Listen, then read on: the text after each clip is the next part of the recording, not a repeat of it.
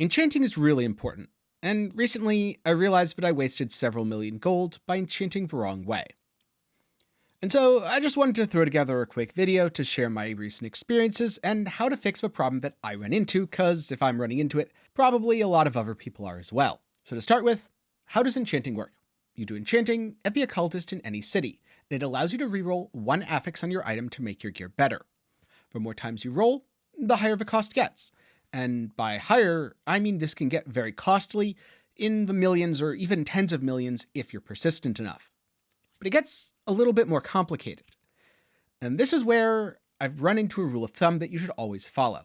Enchant your items before upgrading them and before imprinting them, because the enchanting cost scales with a base item cost.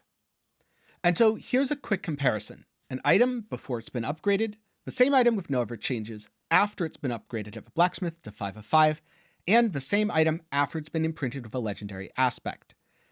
As you can see from start to finish, the cost almost doubled. Now, when making a lot of my early upgrades, I didn't pay close attention to this. In fact, a lot of the time I'd roll something and go, oh, that's good enough for now, then slap a legendary aspect on the item, and then reroll it later.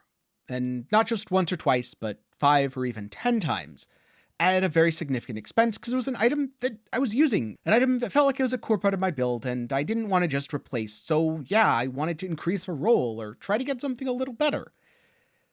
That definitely cost me millions, probably tens of millions of gold, which I shouldn't have spent. So, when you are upgrading your gear, I know it can be tempting as soon as you get a new drop, reroll it once or twice, get something that's good enough, put it on, put that legendary aspect on, and call it good. Don't do that. Whenever possible, save that item, finish enchanting it first, then upgrade it at a blacksmith, and then imprint it with a legendary aspect.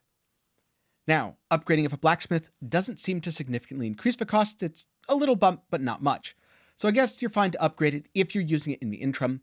Just don't put an aspect on until you're really sure that you're done.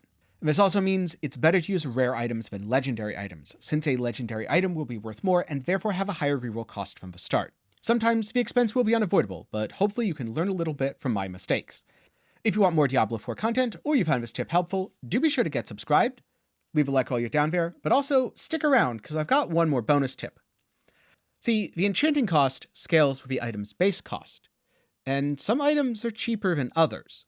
There are special rare enemies out in the world, each of which have a signature item when killed.